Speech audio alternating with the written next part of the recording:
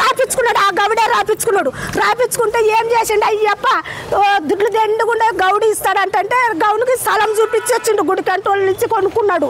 దుడ్లు పిచ్చుకొచ్చి ఆడ తురుకోలది సేను కొనుక్కున్నాడు. దాన్ని తురుకోలది సేను కొనుక్కుంటే ఆ 30 సెంట్లు చేపించుకున్నాడంట. దాన్ని నీకు రంగన్న 30 లక్షలు ఇస్తా నీ అప్పులలో కట్టుకొని చెప్పి ఫస్ట్ రిజిస్టర్ చెప్పి నీకు డబ్బులు ఇస్తా ఇట్లా చేస్తాను ఇట్లా ఇస్తా అని రాపించుకున్నాడంట. దాన్ని రాపించుకున్నాక ఫోను స్విచ్ ఆఫ్ చేసుకున్నాడు.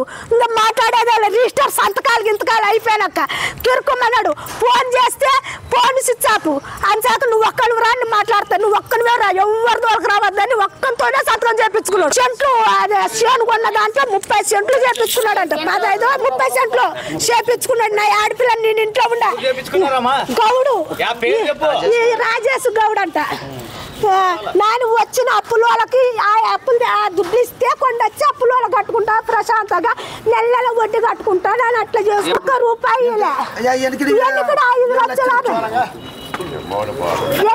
ఏమో 5 లక్షలు ఏమో ఇచ్చి అగ్రిమెంట్ రాయించుకున్నాడంట. తురకాపుతోని మరి రోడ్లు రాయించుకున్నాడంట.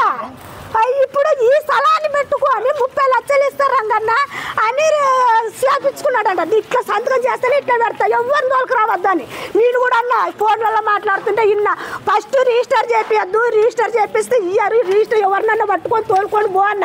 వద్దు నీవు ఒక్కనే రా రంగన్న ఒక్కనే రాగానే ఒక్కడే తోలుకొని పోయిందంట. సారాలను ఒక్కడే వస్తుండే నాన్న గుడి చేపించుకొని స్విచ్ ఆఫ్ చేసుకున్నాడు. స్విచ్ ఆఫ్ చేసుకున్నాక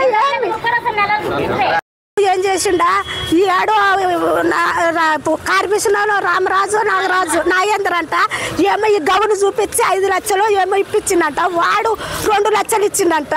సరేలే అని ఊకొండ్రు. అందుకే ఎన్నొద్దులు 2 నెలలు 5 నెలలు ఏమైంది దాన్ని ఇప్పిస్తే అది కూడా ఏం చేసిండ దాన్ని ఏరే వాళ్ళకి తురుకోలకి ఇప్పించింటే తురుకోల నుంచి అగ్రిమెంట్ అయ్యి గౌన్ నుంచి అగ్రిమెంట్ అంతా చేసుకున్నాడు. మరిన్ని వీడియోస్ కోసం ఛానల్ సబ్స్క్రైబ్ చేయండి. లేటెస్ట్ అప్డేట్స్ కోసం వాట్సాప్ ఛానల్ ఫాలో చేయండి.